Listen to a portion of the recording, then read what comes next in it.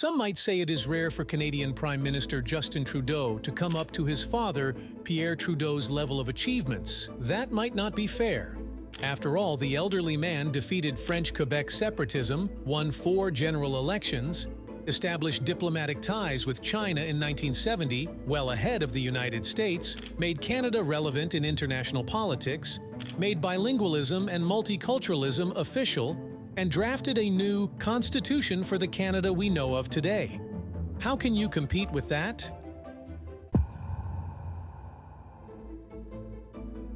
Pierre's son, Justin Trudeau, brought the Liberal Party back to power in 2015 after 9 years of Conservative Party's governance. When he swore in as Canada's 23rd Prime Minister at the age of 43, he was the young, handsome, and beloved leader which promised to bring real changes to address issues such as income inequality, climate change, affordable housing, and Indigenous reconciliation.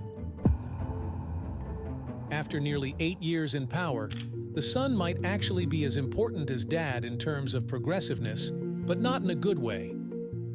Stephen Edginton, journalist of The Telegraph, made this comment on Canada during his GB News interview. In particular, the worst things that are facing Canada at the moment are they've legalised hard drugs in places like Vancouver. And Conservative MP Michelle Garner said this in Parliament.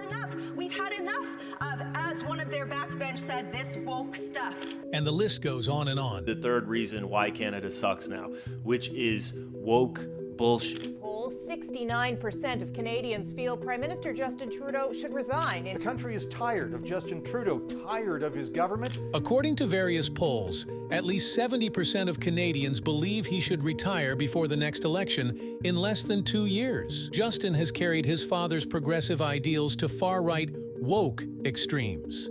Canada is turning into a dystopian nightmare under Trudeau, and it is the perfect example for the rest of Western society not to follow.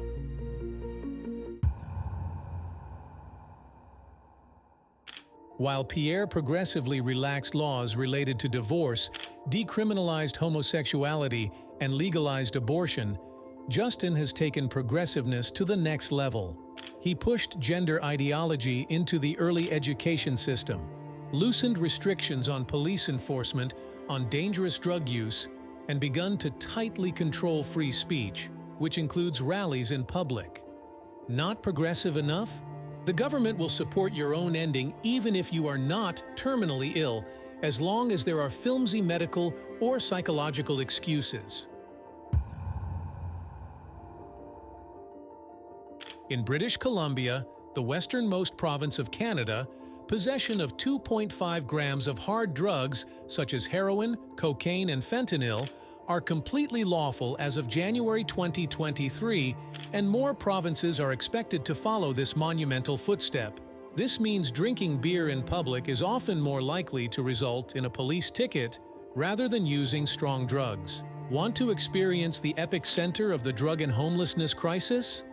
Have a drive-by on Vancouver's East Hastings Street, where drug users are walking the streets like zombies, while others are in a fentanyl-induced trance that causes them to stoop over like folded tables.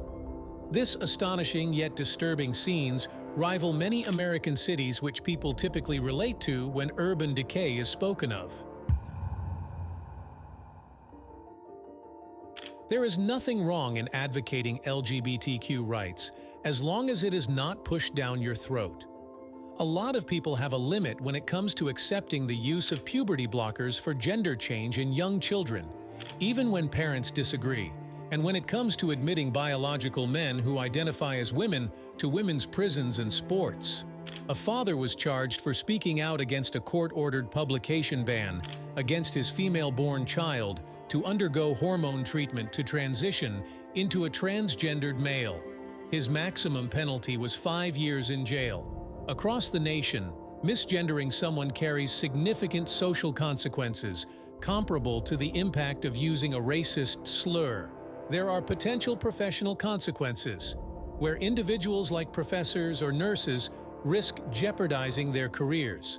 For instance, Amy Ham, a public nurse, is facing the possibility of losing her license due to allegations of making negative comments towards transgender individuals. It is speculated that this could be a result of her alignment with J.K. Rowling, the renowned creator of Harry Potter, regarding the concept of biological sex. Transgenderism is also being heavily promoted in early school grades, where drag queens have been invited to perform striptease for young children in Ontario, and the children were also encouraged to cross-dress for a few days. What the future holds for Canada and Canadians in 2024.